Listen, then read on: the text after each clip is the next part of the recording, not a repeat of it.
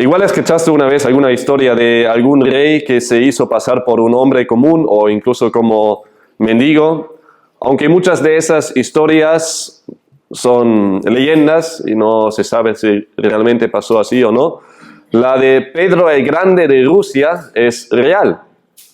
A finales del siglo XVII viajó bajo una identidad falsa por varios países en Europa y estaba sobre todo en Holanda, en Países Bajos, trabajando entre otros con sus propias manos junto a carpinteros, astilleros y técnicos para, en primer lugar, aprender cómo construir barcos. Eso fue su pasión. Aparte de ello, también estudió cómo se organizaban los ejércitos y administraciones modernas, lo que después de su regreso a su patria reformaría allí. También podría haber traído expertos de todo el mundo a Rusia para que enseñen a los otros técnicos de Rusia cómo hacer todo eso. No tendría que hacerlo él mismo, podría aprender de otra manera, pero prefirió humillarse y ser tratado como uno más, como un aprendiz, realmente. Pedro el Grande se humilló para poder aprender y después servir mejor a su país. Y aunque su historia es bonita e inspiradora, hay uno que se humilló mucho más. Y eso sin ninguna necesidad de aprender algo. Ni siquiera solo para servir mejor a su pueblo, sino para algo mucho más noble, para rescatarlo, sirviendo a la vez como el ejemplo perfecto de humildad. Y eso es lo que veremos hoy. Veremos hoy dos muestras de la asombrosa humildad de Cristo que nos exhorta a seguir su ejemplo para crecer en unanimidad como iglesia. Recordamos que ese texto se encuentra en el contexto de una exhortación por parte de Pablo a los filipenses a la unidad. Y deja claro que el único camino hacia la unidad como iglesia es que cada uno tenga una actitud humilde, mejor ejemplificado por Cristo mismo. Leemos otra vez los versículos 5 a 8 donde vemos el primer punto, que es humillado hasta lo profundo.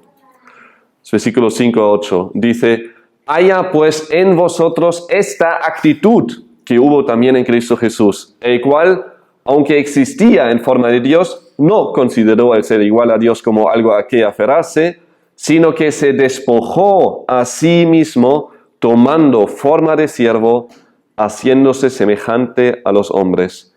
Y hallándose en forma de hombre, se humilló a sí mismo, haciéndose obediente hasta la muerte y muerte de cruz. Pablo sigue aquí en el versículo 5 con el mismo llamado que vimos ya en los versículos 1 a 4, en el último sermón. Ese texto no empieza aquí un párrafo nuevo, no es un pensamiento nuevo aquí, sino sigue más bien con exhortarles a sus hermanos a la unanimidad entre ellos como iglesia. Y el requisito para conseguir esa unidad es que cada uno tenga una actitud humilde, como ya lo expresó en el versículo 3. Aquí, a partir del versículo 5, deja claro que no se trata de una actitud humilde cualquiera, sino de la misma actitud humilde que hubo también en Cristo Jesús. Los versículos 6 a 11 muy probablemente hayan sido un himno conocido entre los primeros cristianos. Fue entonces un texto con el que probablemente ya estaban familiarizados los cristianos filipenses. Lo que Pablo está haciendo aquí es entonces usar ese himno bonito y profundo, esa realidad que ya conocían los filipenses, para exhortarles a imitar la actitud de su Salvador y Señor que adoraban. Ese párrafo ha recibido muchos títulos, tanto en sermones como en comentarios, en libros. como por ejemplo una joya cristológica o un diamante teológico, cuyo brillo tal vez no tenga paralelo en las Escrituras. Y es verdad, su contenido realmente es tan profundo como bonito. Pero sin minimizar la belleza y riqueza de esa descripción tan bonita de nuestro Señor Jesucristo, tenemos que resaltar sobre todo el propósito del autor con ese párrafo. Aunque estos versículos nos aportan tanto material para poder toda una clase de cristología, no deberíamos caer en el error de observarlos fuera de su contexto. De hecho, es en su contexto donde se ve su verdadera belleza y utilidad para la iglesia. Es un ejemplo perfecto de cómo la teología no solo nos lleva a adorar a Dios, sino a la vez nos exhorta a nosotros en nuestra manera de vivir. Es un llamado a adorar y a la vez una exhortación en cómo andar nosotros, en cómo pensar nosotros. Pablo nos presenta aquí a Cristo con su actitud ejemplar de humildad, con el propósito de exhortarnos a nosotros a aspirar, a ambicionar, tener esa misma actitud nosotros. Ese párrafo debe provocar en nosotros un asombro por Cristo. Amén a ello. Pero no deberíamos quedarnos con el asombro, sino más bien ser exhortado y animado a buscar serle igual a Él en su actitud humilde. Como un chico que pasa horas viendo en el YouTube los vídeos de su ídolo, de su jugador, y se maravilla de sus habilidades, cómo maneja la pelota, cómo controla la pelota, cómo marca los goles, pero al apagar su móvil no se queda en el sofá. No, es tan motivado por lo que ha visto, por haber asombrado a su ídolo, que no se queda quieto, sino se pone sus botas de fútbol, sale y practica horas fuera para poder asemejarse más y más a su ídolo, entrenando duro para poder mejorar. Y eso mismo debería provocar el texto que observamos hoy, que nos asombramos de Cristo, pero que no nos quedemos con el asombro, sino que nos exhorta a tener esa misma actitud, a querer ser más como Cristo en su actitud humilde y sacrificial. Tal como lo expresa Pablo aquí, en el versículo 5, dice, haya pues en vosotros esta actitud que hubo también en Cristo Jesús. Que no saltemos el versículo 5 en ese precioso himno. Pablo se preocupaba de que la manera de cómo vivían los cristianos filipenses sea digna del Evangelio de Cristo, como lo vimos en los últimos versículos del capítulo 1. Dice, solamente comportaos de una manera digna del Evangelio de Cristo. Sigue siendo ese deseo que tiene el apóstol para la iglesia de Filipos. Y como la iglesia en Filipos se encontraba en ese momento más bien metido en problemas de discordia, no fue para nada de ayuda a andar de manera digna del Evangelio. De hecho, discordia, tensiones, peleas en la iglesia no es para nada digna del Evangelio. Así que fue una gran amenaza a la unidad en la iglesia, la discordia que tenían, y una gran amenaza a vivir de manera digna al Evangelio de Cristo. En ese contexto nos encontramos. Y por ello les llama aquí a buscar la unidad por medio de la humildad. Les mostraba ya en los versículos 1 a 4 cómo deberían ser, mostrando ahora el ejemplo que sí lo vivía de manera ejemplar. El que como nadie realmente estaba más preocupado por los demás que por sí mismo. Aquí en el versículo 5, Pablo les dice a sus hermanos que para llegar a la unidad en la iglesia deben tener la misma actitud, la misma mentalidad que tenía Cristo Jesús. Pensar como Cristo pensó en relación a sí mismo y los demás. Que sean imitadores de aquel a quien siguen. La pregunta ahora es, ¿cómo de humilde era Cristo? La respuesta encontramos en los versículos 6 a 8, que son como escalones que descienden. El versículo 6 empieza con Cristo en su gloria, antes de haberse hecho hombre, y termina en el versículo 8 con su muerte en la cruz, desde más arriba de todo hasta lo más profundo. Es la mayor degradación que el universo haya visto jamás. Y lo que llama aún más la atención es que fue una humillación, una degradación voluntaria por parte de Cristo. El primer escalón en el camino de la humillación voluntaria vemos aquí en el versículo 6. Aunque existía en forma de Dios, no consideró el ser igual a Dios como algo a que aferrarse. Ahí ya bajó el primer escalón hacia abajo en su humillación voluntaria. No consideró el ser igual a Dios como algo a que aferrarse. Existir en forma de Dios significa ser igual a Dios, tener la misma naturaleza. Como existía, está en pasado, ¿quiere decir eso que el Hijo dejó de ser Dios? Que era como Dios, pero después lo dejó. Jamás. Jesucristo era desde la eternidad, es y siempre será en forma de Dios. En ningún momento dejó ni dejará de ser Dios.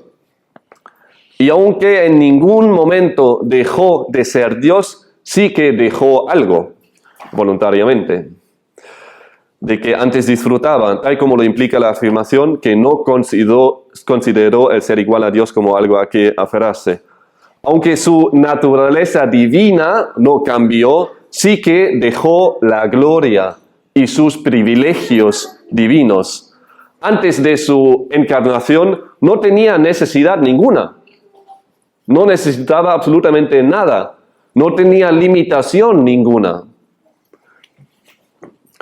Pero como primer paso de su humillación voluntaria, decidió sufrir la peor humillación posible antes que exigir el honor, el privilegio y la gloria que le pertenecían, como lo comentó un predicador. En lugar de gobernar soberanamente como rey en gloria, Jesús se humilló a sí mismo siendo obediente al Padre. Y es justo esa actitud que necesitamos tener nosotros. Preferir humillarnos a nosotros mismos antes que aferrarnos a cualquier cosa que nos pertenece. Ya sean privilegios o posiciones, estatus social, lo que sea. Si Cristo estaba dispuesto a dejar su gloria para serle obediente a Dios y servir a los demás, ¿cómo no deberíamos estarlo nosotros? La encarnación de Cristo nos llama a nosotros como cristianos a seguir su ejemplo perfecto de humildad, renuncia, entrega, sacrificio y amor. Nosotros jamás podríamos dejar tanto que dejó Cristo. Nunca llegamos a ese punto de dejar tanto como Él dejó. Imposible. Cuando Él descendió de su gloria, no considerando el ser igual a Dios como algo a que aferrarse. Ese es el primer escalón en su humillación voluntaria. El no considerar ser igual a Dios como algo a que aferrarse, de no dejarlo ir. Pero hay más escalones. en el camino de su humillación voluntaria. El segundo escalón lo encontramos en el versículo 7. Dice, sino que se despojó a sí mismo tomando forma de siervo, haciéndose semejante a los hombres. En lugar de aferrarse a la gloria que disfrutaba antes de su encarnación y todos sus privilegios divinos, Cristo más bien se despojó a sí mismo. El término en sí, despojarse, significa literalmente desprenderse completamente de algo. Y aquí sería fácil sacar esa palabra fuera de su contexto y crear una herejía, afirmando que Cristo se desprendió completamente de su deidad. Se puede decir, mira, despojarse significa desprenderse completamente, así que aquí Cristo se desprendió completamente de su deidad. Y de hecho hay que lo afirman. Esa teoría es conocida bajo el nombre kenotismo o teología kenótica, mientras que algunos teólogos kenóticos afirman que Cristo se despojó solo de algunos atributos divinos. Otros incluso llegaron a afirmar que se despojó realmente de su deidad, porque solo así ha podido ser completamente humano. Pero ¿qué dice el texto mismo? ¿Qué es lo que dice el texto? No podemos sacar una palabra fuera de su contexto y afirmar algo, sino hay que estudiar bien el texto. Y no se trata de opiniones, se trata de lo que enseña el texto mismo. ¿De qué y cómo se despojó Cristo? El mismo texto nos responde a esa pregunta. Si prestamos atención, su despojarse realmente no consistió en desprenderse, en quitar algo, sino más bien en añadir. El texto dice que se despojó a sí mismo y ahora explico cómo. ¿Cómo se despojó? Tomando. El despojarse a sí mismo consistió en tomar, en añadir la forma de siervo, haciéndose semejante a los hombres. De manera parecida a un rey que se hace esclavo sin dejar de ser rey, Cristo se despojó a sí mismo tomando, añadiendo forma de siervo. La ilustración de un rey que se hace pasar por siervo tiene sus límites, porque nosotros como seres humanos no podemos tener dos naturalezas. Es imposible. Siempre seguimos siendo humanos. Sin embargo, Cristo era, es y será 100% Dios, mientras por su encarnación se hizo a la vez 100% hombre. Cristo, siendo 100% Dios y a la vez 100% hombre, es una de esas verdades bíblicas que sobrepasan nuestra comprensión, hay que admitirlo. No lo podemos captar en su plenitud. Pero por ello no deja de ser verdades. Aunque no lo podemos comprender en su totalidad, podemos y debemos creerlo para tener una vista correcta, una visión acorde a lo que nos enseña la palabra. Siendo Dios, se humilló tomando forma de siervo. No hay contraste más grande que entre el mismo Dios y un siervo. Dios está en lo alto, el siervo está en lo bajo. A Dios le pertenece todo, a un siervo no le pertenece nada. Dios recibe adoración, un siervo desprecio. Dios tiene miríadas de ángeles que le sirven. Un siervo sirve a los demás. Jesús mostró a menudo esa actitud humilde en servir a los demás, lo cual dejó incluso a sus propios discípulos asombrados. No fue el comportamiento que esperaban de su Señor. Tanto con sus hechos como con sus palabras les ha mostrado una y otra vez esa actitud humilde, como lo dice en Marcos 10:45, porque ni aun el Hijo del Hombre vino para ser servido, sino para servir y para dar su vida en rescate por muchos. Jesús tenía bien claro cuál ha sido su rol en su primera venida y no se apartaba nunca de ese camino humillante, caracterizado por su amor y servicio sacrificial para los demás en perfecta obediencia al Padre. La segunda persona de la Trinidad se despojó a sí mismo tomando forma de siervo, pero bajó aún más, porque no solo se hizo siervo, sino también se hizo hombre. ¿Podría servir sin hacerse hombre? Bueno, los ángeles que aparecieron a muchos en la Biblia y les sirvieron, no se convirtieron nunca en hombre. Los ángeles seguían siendo ángeles y nunca tomaron la naturaleza humana para servir. Pero Cristo no simplemente sirvió, sino se hizo hombre, tomó la naturaleza humana, y eso es aún más humillante.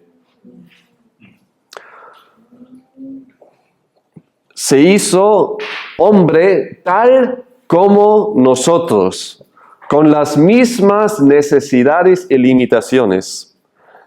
El que no conocía ni hambre ni cansancio se hizo un auténtico hombre.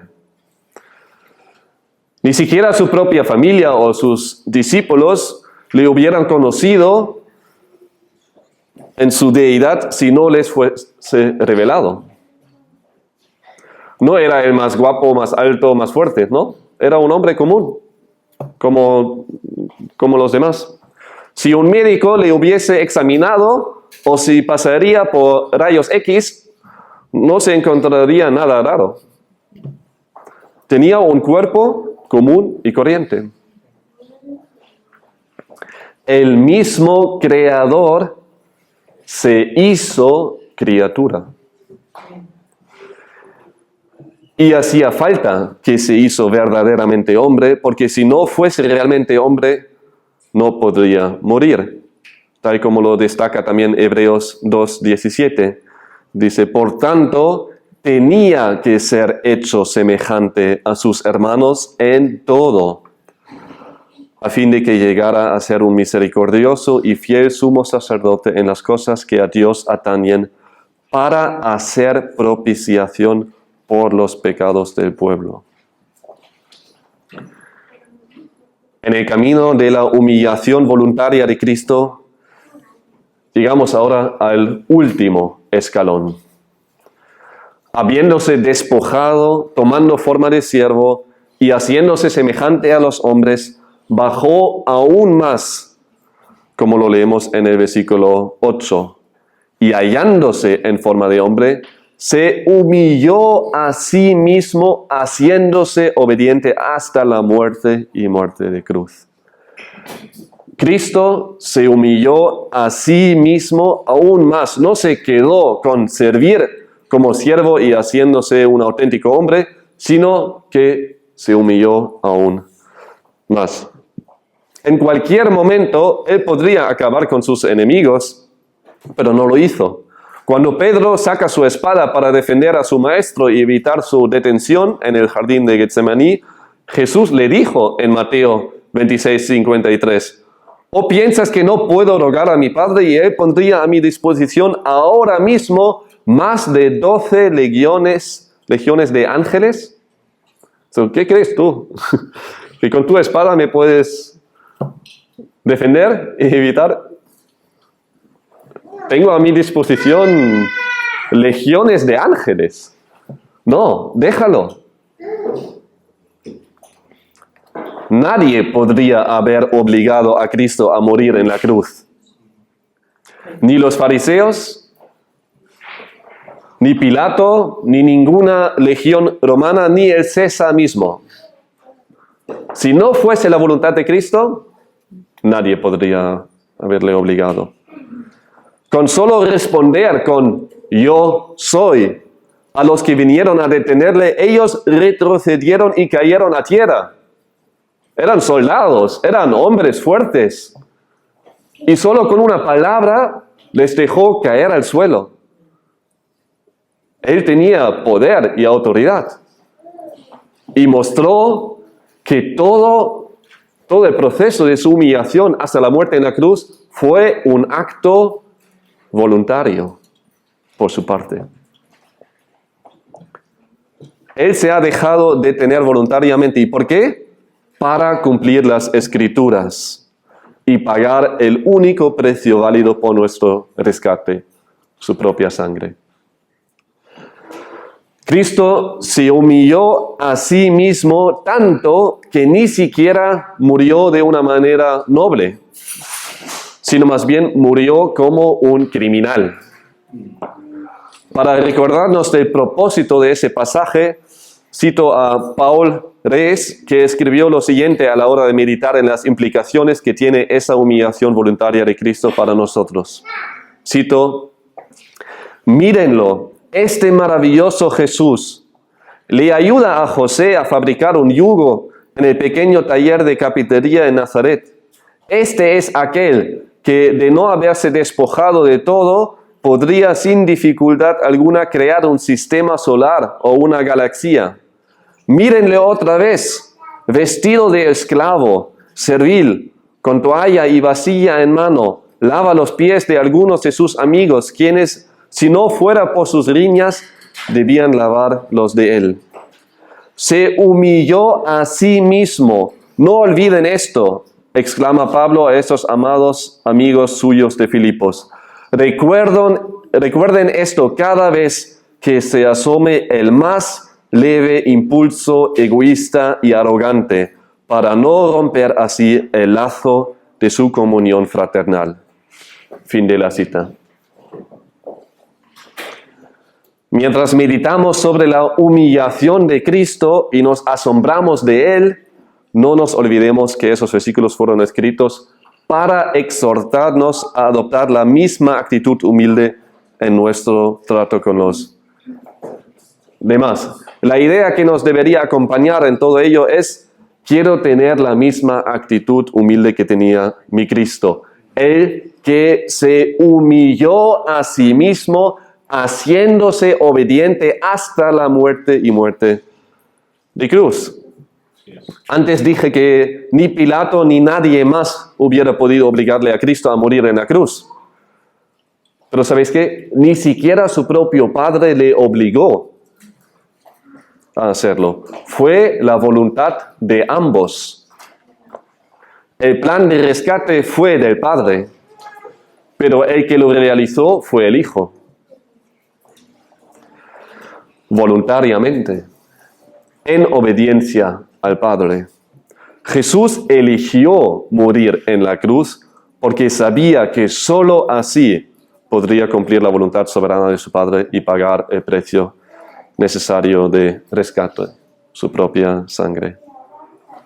Jesús se sacrificó a sí mismo por amor al Padre y a nosotros los pecadores, que sin Él estaríamos perdidos por toda una eternidad.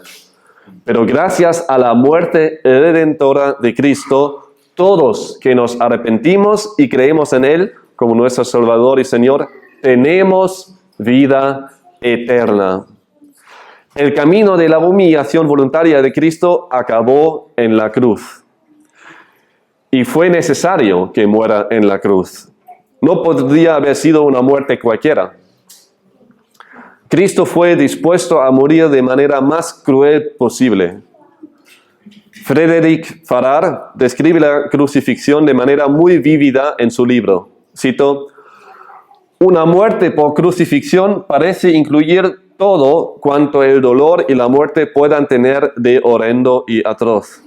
Aturdimiento, calambres, sed, inanición, insomnio, fiebre traumática, vergüenza, ignominia, tormento prolongado y continuo, expectación pavorosa, mortificación por heridas bien calculadas y todo intensificado hasta el punto exacto de poder ser soportado y detenido justo antes de alcanzar el punto de brindarle a la víctima el alivio de la inconsciencia. La posición antinatural hacía cada movimiento doloroso. Las venas desgarradas y los tendones aplastados temblaban en agonía incesante. No solo murió, él sufrió, y un sufrimiento que ni nos podemos imaginar. Y todo eso de manera voluntaria, no porque lo necesitaba él, sino porque lo necesitamos nosotros. Cristo murió como solo murieron los criminales, los delincuentes más viles. Su propia muerte es un gran contraste. El único hombre que no merecía para nada morir, murió de manera más cruel. Desde nacer en un pesebre, por vivir sirviendo, lavando los pies de sus discípulos, hasta morir de una manera vergonzosa en la cruz, Jesús mostró una humillación voluntaria incomparable. Jesús andaba por el camino de humillación, tal como lo fue profetizado unos 700 años antes por el profeta Isaías, en Isaías 53, los versículos 2 a 5. Dejadme leerlo. Isaías 53, a partir del versículo 2, dice: creció delante de él como renuevo tierno, como raíz de tierra seca.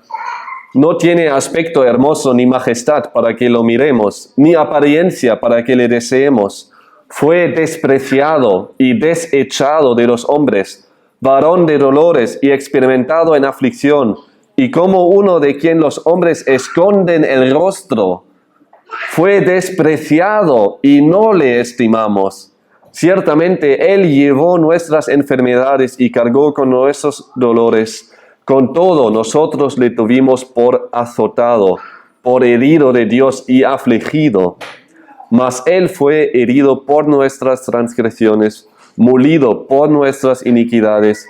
El castigo por nuestra paz cayó sobre Él, y por sus heridas hemos sido sanados. Cantamos la canción Lleno de Gloria antes. Y esa canción ilustra bien la humillación por parte de Cristo. Dejadme leeros otra vez las estrofas que hablan de su humillación voluntaria. Dice: dormiste bajo el cielo que creaste, en tu desierto el diablo te tentó. Tu propia ley fielmente obedeciste, su trono el rey dejó. Te hiciste siervo de tus seguidores, saciaste a muchos con verdad y pan, comiste junto a viles pecadores y amaste al que te hizo mal. Callaste cuando fuiste acusado, con gozo soportaste aquella cruz. Por nuestra culpa fuiste condenado, pagaste en plenitud. Te sepultó la tierra que formaste, la tumba al Verbo eterno silenció. Cristo fue manso y humilde. Nosotros nos llamamos cristianos. Nos identificamos con Cristo. Profesamos creer en Él y querer ser como Él. Y aquí se nos llama justo a ello, a ser como Él, a tener la misma actitud de humildad como Él. Extraer la aplicación de ese pasaje para nosotros es fácil, porque lo pone ahí en el versículo 5. Ten la misma actitud humilde como la tenía Cristo. Eso es la aplicación. Ponerlo en práctica ahora es bien difícil. No se trata de una acción puntual, sino de una actitud, una forma de pensar, una mentalidad que sí se ve en acciones puntuales. ¿Cómo podemos llegar a esa mentalidad, a ser humilde? Pues en primer lugar tenemos que andar en el Espíritu. No podemos aplicar nada a nosotros mismos sin el poder del Espíritu. En el Espíritu, sin embargo, sí nos es posible crecer en semejanza a nuestro Señor, incluso en tener la misma actitud humilde. Para ser como Él, tenemos que conocerle bien y pasar tiempo con Él, en oración y lectura de su palabra, meditar sobre su palabra e imitarle. Y cuando llegan los momentos donde nos sentimos ninguneado o no valorado o cualquier otro sentido que provoca nuestro orgullo, pensamos primero en Cristo. Nosotros jamás podemos llegar a ser tan menospreciado como lo fue Él. Y si Él se humilló a sí mismo voluntariamente, ¿cuánto más deberíamos estar nosotros dispuestos a humillarnos nosotros mismos? A buscar primero el bien del otro antes que el nuestro. En estar más preocupado por mi hermano y mi hermana que por mí mismo. Llegar a tener esa misma actitud no viene de un momento al otro. Es un crecer, un proceso, poco a poco. Ora para que el Señor te ayude a tener esa actitud y recuérdate a ti mismo de esa verdad. Como tanto el mundo que nos rodea como nuestra propia carne nos dicen constantemente que se trata en primer lugar de nosotros, de nuestro bienestar, que tenemos que valorarnos a nosotros mismos, de nuestras necesidades, de nuestro bien, solo podemos desmentirlo con la verdad que no se trata de nosotros, sino de Cristo y los demás antes de nosotros. Con actitud humilde, cada uno de nosotros tenemos que considerar al otro como más importante que a nosotros mismos. No buscando cada uno nuestros propios intereses, sino más bien los intereses de los demás, como dicen los versículos 3 y 4. En el sermón de hoy vemos dos muestras de la asombrosa humildad de Cristo que nos exhorta a seguir su ejemplo para crecer en unanimidad como iglesia. Viendo ahora el segundo, que es exaltado hasta lo sumo, como lo dice en los versículos 9 a 11. Por lo cual Dios también le exaltó hasta lo sumo y le confirió el nombre que es sobre todo nombre, para que al nombre de Jesús se doble toda rodilla de los que están en el cielo y en la tierra y debajo de la tierra, y toda lengua confiese que Jesucristo es Señor, para gloria de Dios Padre. Cristo se humilló desde lo más sumo hasta lo más profundo. Una degradación y humillación sin igual. Pero tal como Cristo se humilló voluntariamente, de la misma manera fue exaltado por el Padre desde lo más profundo hasta lo más sumo. Antes vimos los escalones descendientes bajando hasta lo profundo y ahora estamos de nuevo bajo un escalón que va desde lo más profundo hasta lo más sumo. Ahora vamos a ver cómo sube los escalones. En los versículos que vimos bajo el primer punto, fue Cristo el sujeto agente. Fue Él que realizó todo. Cristo existía en forma de Dios. Cristo no consideró el ser igual a Dios como algo a que aferrarse. Cristo se despojó a sí mismo, tomando forma de siervo, haciéndose semejante a los hombres. Y hallándose en forma de hombre, Cristo se humilló a sí mismo, haciéndose obediente hasta la muerte y muerte de cruz. No fue el Padre que actuó allí, fue Cristo. Ahora, en el versículo 9, cambia el sujeto agente. Ya no es Cristo el que realiza la acción, sino Dios Padre.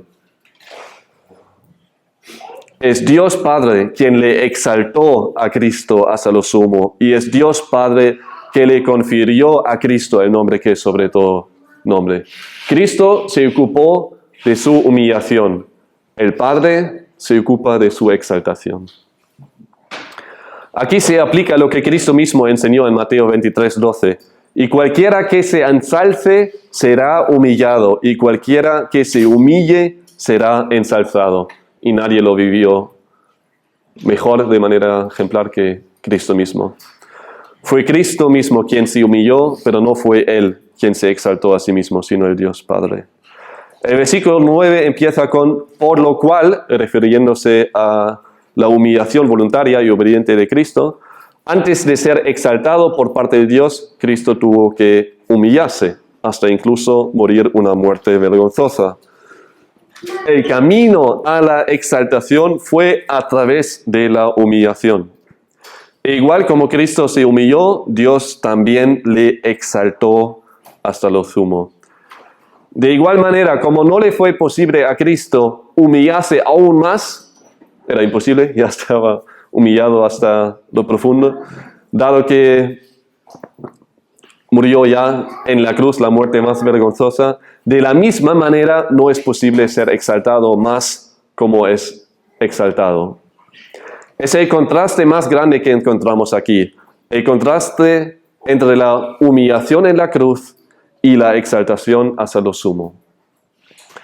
¿Y cómo fue exaltado? En primer lugar, por su resurrección. Cristo ha resucitado, ha vencido la muerte. Eso fue el primer paso de su exaltación. Después ascendió al cielo, a la gloria, y es ahí donde fue coronado. Tal como lo leemos en Efesios 1, los versículos 20 a 23. Efesios 1, 20 a 23 dice, el cual obró en Cristo cuando le resucitó de entre los muertos y le sentó a su diestra en los lugares celestiales, muy por encima de todo principado, autoridad, poder, dominio y de todo nombre que se nombra, no solo en este siglo, sino también en el venidero. Y todo sometió bajo sus pies, y a él lo dio por cabeza sobre todas las cosas a la iglesia, la cual es su cuerpo, la plenitud de aquel que lo llena todo en todo. Dios le exaltó a Cristo. Habiendo sido detenido, juzgado y clavado en la cruz por orden de las autoridades romanas, poco después ha sido exaltado hasta lo sumo, estando encima de toda autoridad. Todo le fue sometido bajo sus pies. Cristo fue exaltado y está encima de todo. Además de haberle exaltado hasta lo sumo, el Padre también le confirió el nombre que es sobre todo nombre. ¿Cuál es ese nombre? Nos lo indica el versículo 11. Jesucristo es Señor. Pero no solo le van a llamar así los que le aman, sino todo el mundo reconocerá que Él es el Señor, aunque para muchos será demasiado tarde.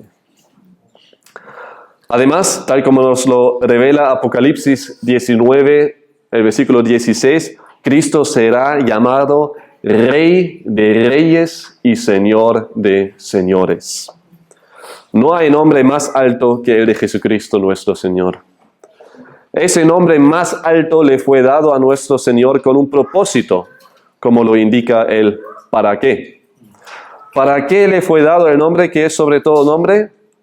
Para que al nombre de Jesús se doble toda rodilla de los que están en el cielo y en la tierra y debajo de la tierra, y toda lengua confiese que Jesucristo es Señor, para gloria de Dios Padre. En primer lugar, para que todo lo creado, sin excepción, se doble la rodilla ante Él. Tanto los que están en el cielo, es decir, los ángeles y los santos ya fallecidos, como también los que están en la tierra, tanto los creyentes como los incrédulos vivos, como también los que están debajo de la tierra, es decir, los ángeles caídos y los incrédulos fallecidos. Sin excepción ninguna, un día cada uno va a arrodillarse ante el Rey de Reyes y Señor de Señores. Y no solo se van a arrodillar, sino además cada lengua va a confesar que Jesucristo es Señor, para gloria de Dios Padre. Incluso el más vil pecador los demonios e incluso Satanás mismo un día confesará que Jesucristo es Señor.